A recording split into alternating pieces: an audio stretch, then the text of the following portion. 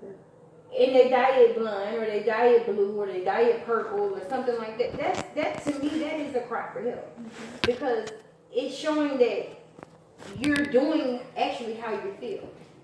You feel as if the world has flipped upside down. Right, So right. you do things that show in your everyday emotion. Yeah. That something is wrong. That's an outward. That is a non-verbal expression to cry for help. When you check on them and the man is answering every call. That's abuse. Mm-hmm. That is definitely abuse.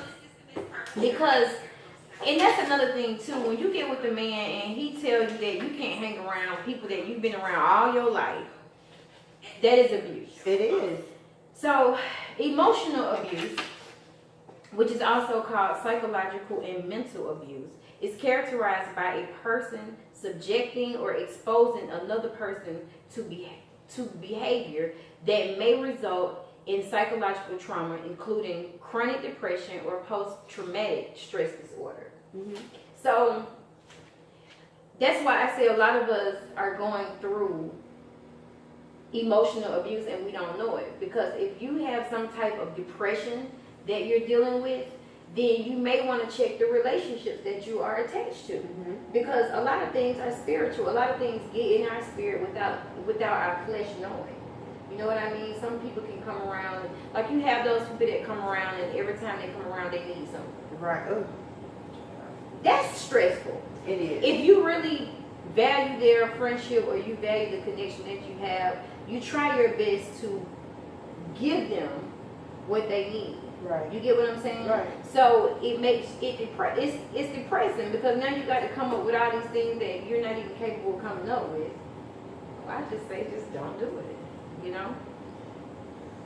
So the next question is, how have relationships impacted your life? How has relationship? Well, now you know. Good or bad?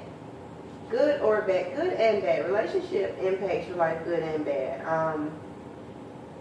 I've had great relationships and then I've had very unhealthy ones. Mm-hmm. It seems like the ones that are unhealthy are the ones we can't let go. Right? Yeah, those are the ones that are the most fun. But sometimes when you find yourself in a situation with someone that you did not intend on creating or intend on having, and then things go all the way left, where you may find out they're married or you may find out they live with someone. So listen, stop right there. So just speak a little bit about how, because you are single. Mm-hmm. So speak a little bit about how you have been on dates and, the guy is being receptive. Well, it takes wisdom. It takes wisdom. A lot of times, the men portray themselves as single or unattached. And their move, you can check a guy's moves. You know what I'm saying? And this also it feeds into emotional abuse, because if you're single or if you're looking to date someone and they're pulling away or they're not as forthcoming or they're not as available, it would sometimes make you want to question yourself. Well, is it me? Or is it something that I'm doing or not doing? Mm-hmm. And for some women, it will force them to do more than they should or more than they necessarily have to gain the attention or the affections of that person. Right. So, with that being said, that can become an abusive relationship within yourself, because it makes you feel like, and I've been there, I haven't been, married all my life, and it's been situations where you date guys and you find out it don't even have to be, they're in a relationship. They don't have to be married. It can be something else.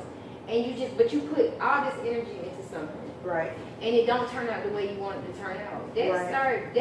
That's depressing. It can be depressing at times because it sometimes make you feel like, well, this is just how everybody is. Nobody is trying to be serious or be for real about what I'm being for real about. You're lying just to get whatever you're trying to get. Right. So it's so many ways to look at it, but I feel that dating can be successful. It can be. If we detox ourselves from past relationships that has caused, any type of traumatic experiences or traumatic things to be etched in our brain or our psyche. Right, because you can